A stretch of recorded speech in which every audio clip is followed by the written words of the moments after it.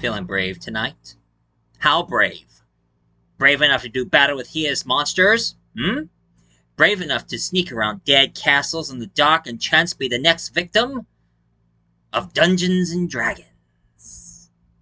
Hello, ladies and gentlemen, 'tis I, Michael A. Grimm, aka the Multi-Voice. I have many voices, but one opinion. And today I have got a really good treat for you folks. I haven't even done a review of Dungeons and Dragons. I mean, I have done reviews of video games and even some board games, but never in my entire life I ever review a role-playing game, which is Dungeons and Dragons. But before I'm going to talk about the ones that you are looking forward to, first off,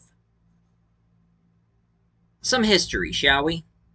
Because there is a lot I want to talk about Dungeons & Dragons before we get to the Honor Among Thieves.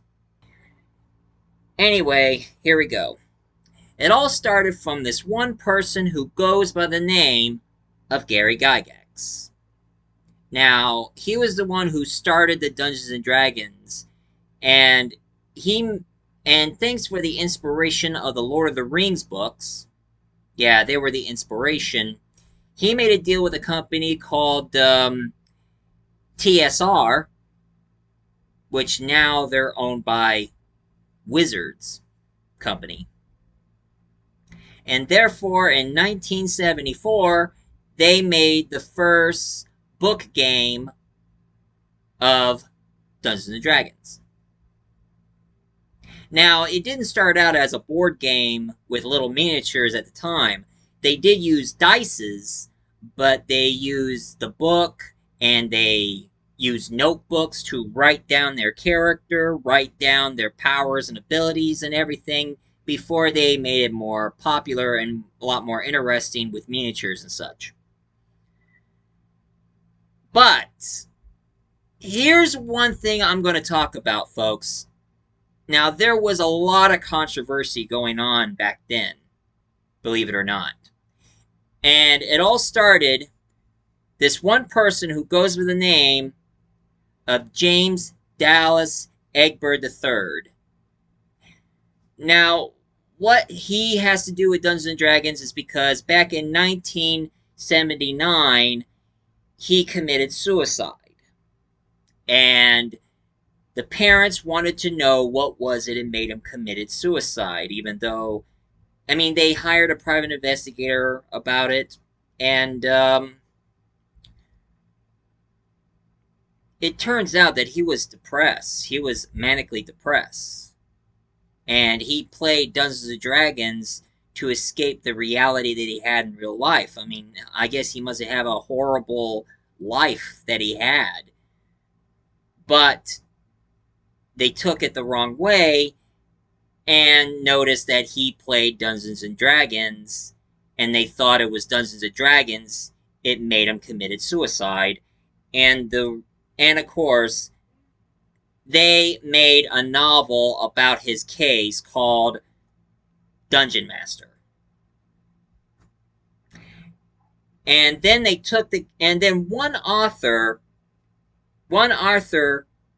took the case. I mean, took the story of his suicide and made an anti-D&D movie called Mazes and Monsters, which they made the movie in 1982, Mazes and Monsters the movie, starring Tom Hanks.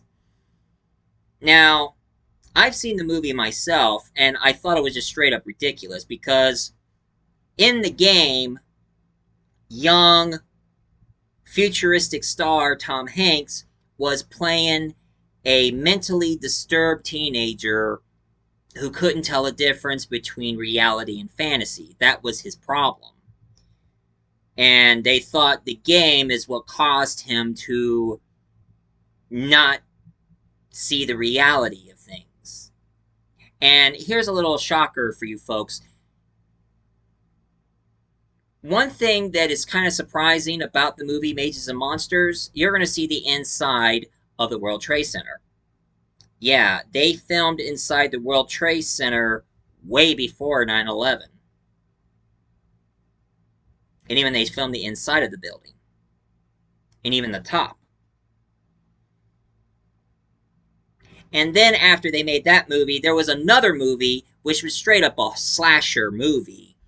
But what it was, it's a movie about a serial killer who got obsessed with Dungeons and Dragons and started killing everybody, which is called Skullduggery in 1983. I mean, it briefly mentions Dungeons and Dragons, but throughout the story, it's about the guy. The reason why he starts killing people is because he come from a long line of families of serial killers because they're all linked to the devil who calls himself Mr. Evil. Right. From your freaking bone here, okay? And then, here's another case that most people kept blaming Dungeons & Dragons in. There was a guy who goes by the name of Chris Rain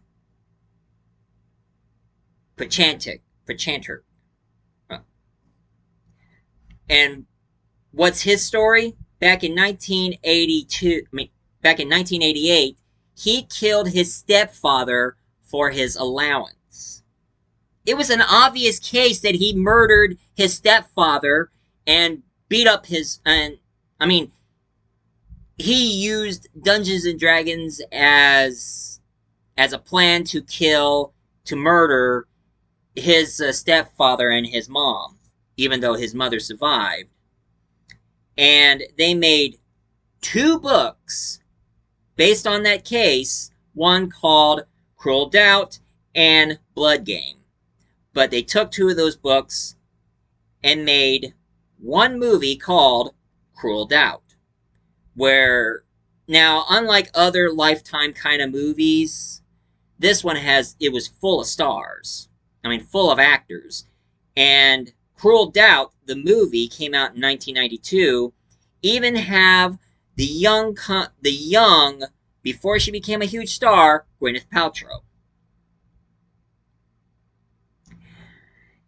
And also there was another movie involved in that case, but it had nothing to do with Dungeons & Dragons, called Honor Thy Mother. Which was nothing to do with Dungeons & Dragons, so...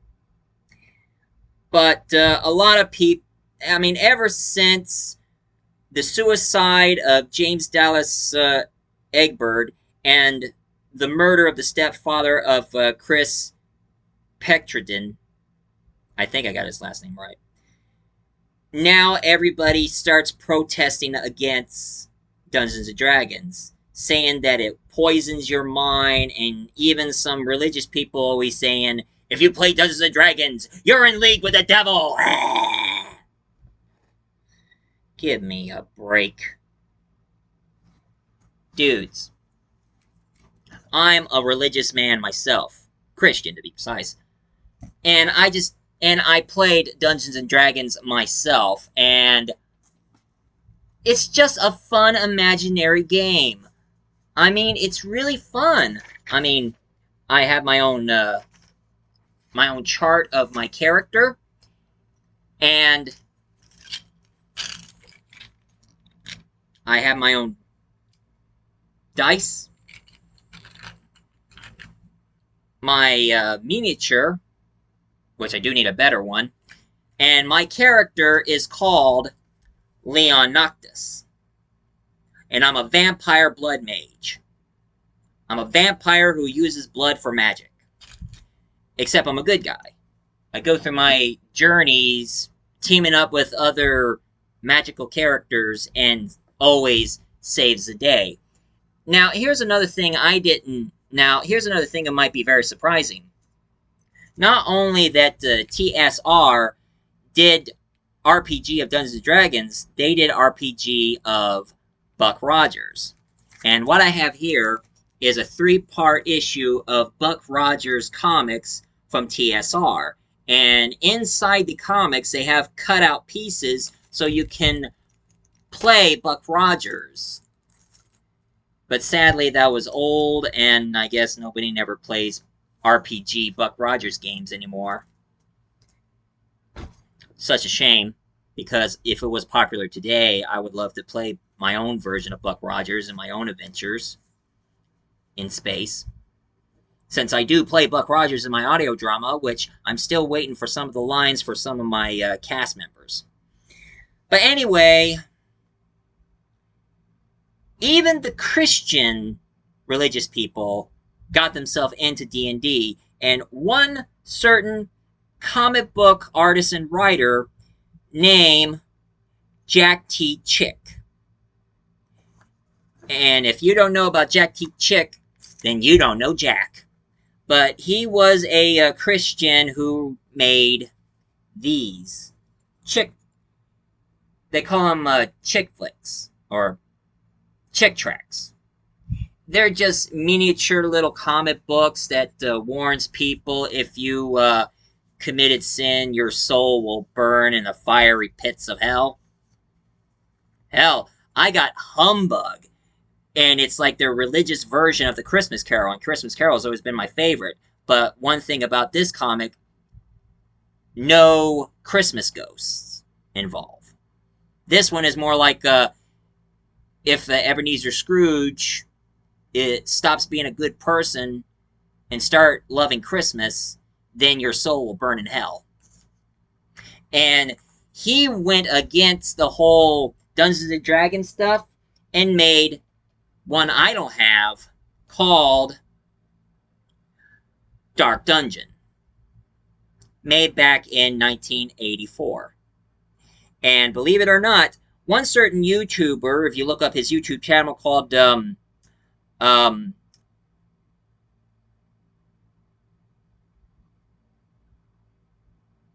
Zombie Affiliates Entertainment, and they made a movie in 2014 called Dark Dungeon. But of course, unlike Reefer Madness, this one was made to be a parody because this YouTuber, I mean, somehow he had permission from Chick for free to make an adaptation based on his comic.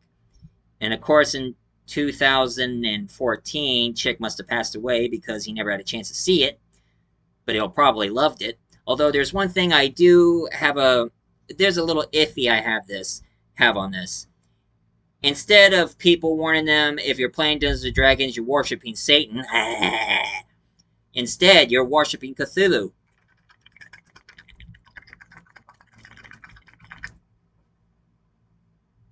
Really. Cthulhu. Okay. And those are, and I've seen the movie itself on YouTube. I mean, if you want to see it yourself, go check it out on YouTube. I'll put a link in the bottom so you guys can check it out. It is pretty hilarious and cheesy. And I knew that they made it for laughs. So, it's pretty much in the same level as Reefer Madness, where people got the effects of pop wrong. And I already did the riff on Reefer Madness, if any of you seen my riff on Reefer Madness. But that's about it, what I can say about the anti-Dungeons & Dragons movies they made. Now let's get to the ones that the Dungeons & Dragons themselves, because I am getting sick and tired of the anti-Dungeons & Dragons movies, and let's get to the ones that are from Dungeons & Dragons. And, now, I never heard anything about Dungeons & Dragons at the time, but there was a couple of board games that I did have, and I like to play it my own way. There was one board game that it wasn't from TSR, but TSR gave them an idea. They, in 1990, they made Heroes Quest, where they used miniatures and dices. And it was way better than just using a book and a notebook. So, TSR decided to make their own board game version of Dungeons & Dragons, except they didn't use the name, but they made Dragonstrike. And if you get the board game of Dragonstrike, you will probably see the very first Dungeons and Dragons movie that came with the board game, and it's a VHS called Dragonstrike, made in 1993, the same as the board game. And thanks to Dragonstrike, now D&D decided to make their first genuine board game. Now, you can easily watch the video on, you can easily watch the video on YouTube. Somebody uploaded it into YouTube, so you can watch it anytime. Check out Dragonstrike. I'll probably put that in the link in the bottom as well.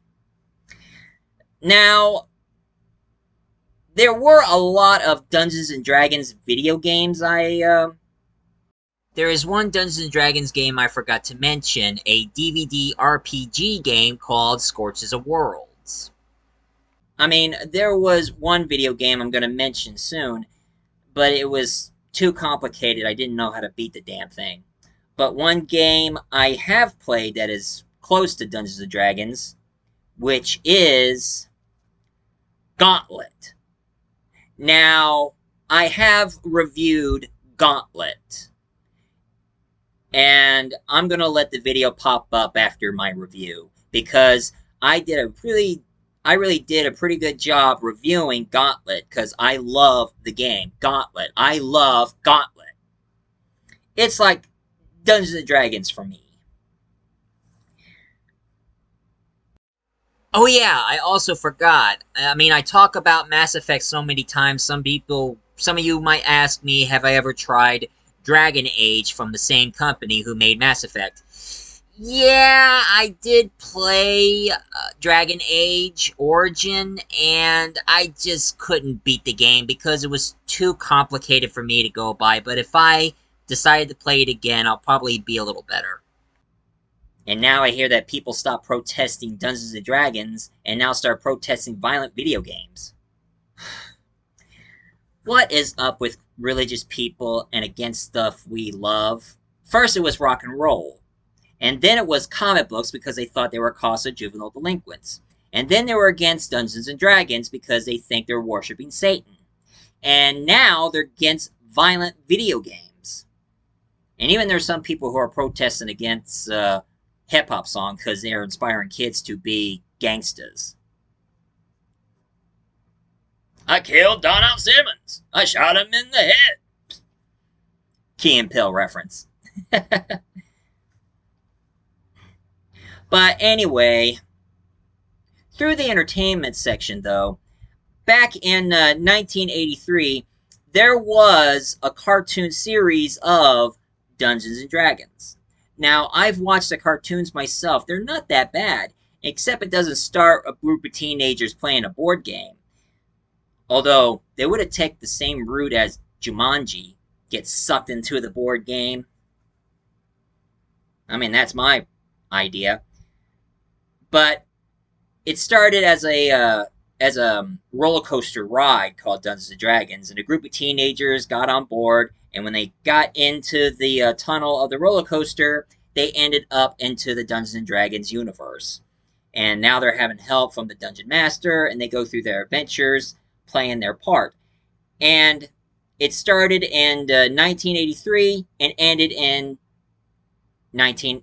started in 1983 and ended in 1985.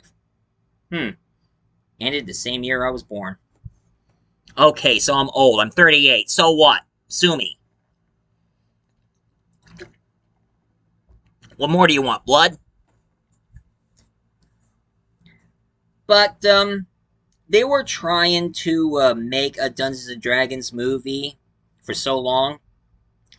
But, back in 2008, they made an animated movie based on one of the Dungeons & Dragons game, Dragonlance, based on the board game. Now, before I'm going to talk about that, I want to tell you something. First animated cartoon version of Dungeons & Dragons I ever saw that I liked was that there was a Dexter's Laboratory episode called D and Dee, where Dee Dee starts becoming a dungeon master, where they kick Dexter out. And also, like I mentioned before, the only Clue board game the only Dungeons and Dragons I have is Clue Dungeons and Dragons, which is in my storage. Anyway, Dragonlance, made in 2008, they had pretty good voice actors. I mean, they pretty much had a lot of pretty good stars like Lucy Lawless and Keith Sutherland, and a couple of other actors that kind of escapes me. But the animation was kind of ridiculous. But all in all, it was entertaining nonetheless, and it was more faithful to the book game of Dragonlance. Now, I remember when I was a young kid, they finally made Dungeons and Dragons the movie in the year 2000, which is Dungeons and Dragons. And that was the one starring Jeremy Irons. You know, good, I need every ounce of your rage. The funny thing I've heard, why did Jeremy Irons star in that movie? It was because he needed the money to buy himself a castle.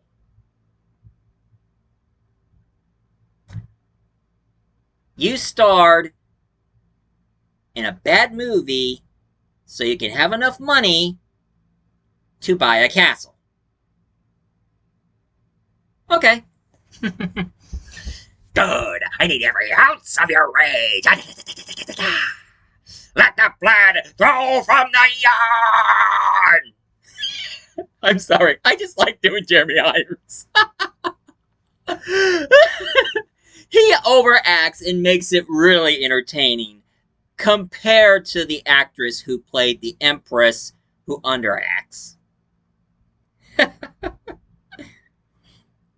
But anyway, they decided to make a sequel, but sadly Jeremy Irons didn't star in it, but the bad guy, played by Michael Payne, I guess, starred in the sequel called Dungeons and Dragons Wrath of the Dragon God, made in 2005, same year I graduated.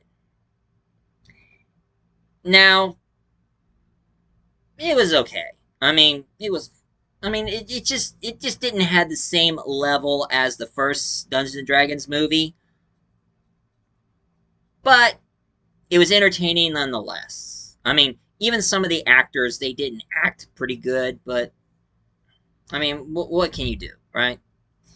And then they made a third one. There was a third Dungeons and Dragons movie, and it is Dungeons and Dragons: The Book of Val Darkness in 2012.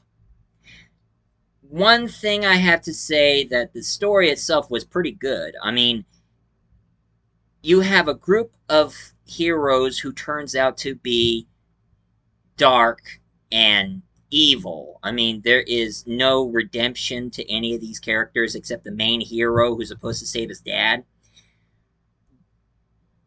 But it failed nonetheless. Until in 2023, this is what we have, the good one so far, the one you all been waiting for, which is Dungeons & Dragons Honor Among Thieves. Now, it was a really good movie, and the villain in this movie is not Jeremy Irons, so you won't gonna have the you're gonna have Hugh Grant going like, oh, sorry. Yeah. But the only thing it just puts a smile on my face is when they're trying to distract the guard and you see Chris Pine playing that little guitar, and all of a sudden it was a decoy and it starts malfunctioning, going like celebrate us and celebrate us and celebrate us and break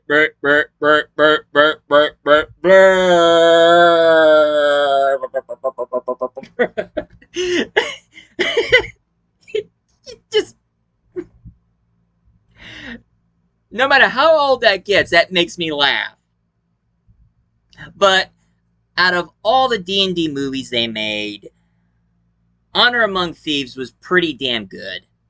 I have to admit. I mean, I've seen the movie myself. I was really impressed, and it was pretty damn awesome.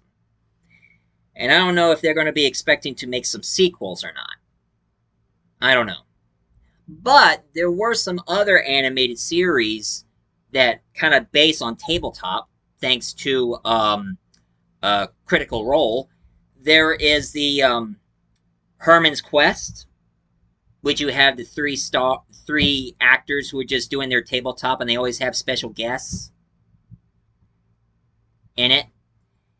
And then there is one, thanks to Kickstarter, where they use a group of voice actors playing their tabletop game and decided to do an animated series from Amazon Prime, which I've seen the first season, but not the second season, The Legend of Vax Machina, which, to my opinion, that was a really good series.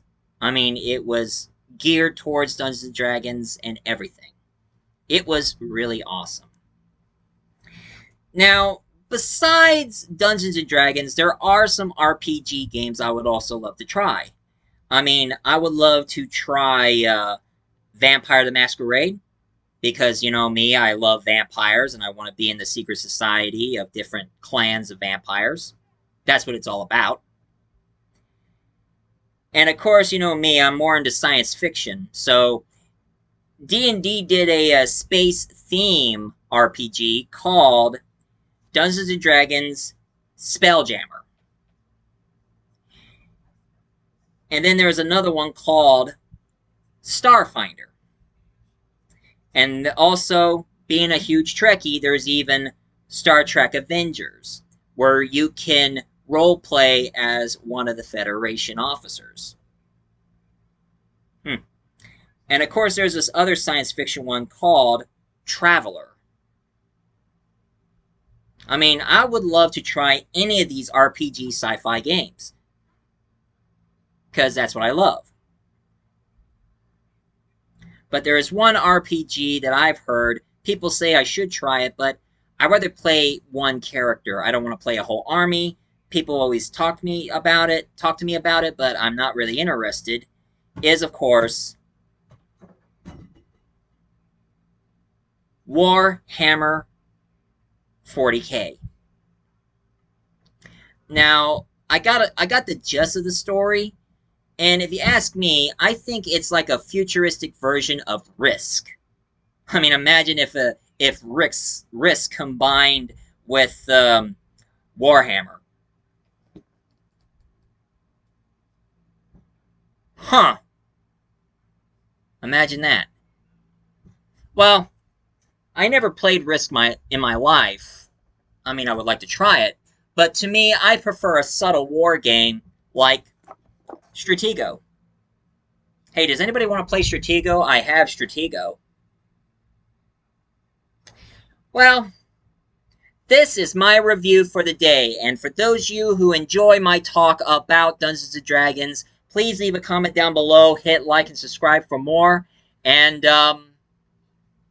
see you guys soon.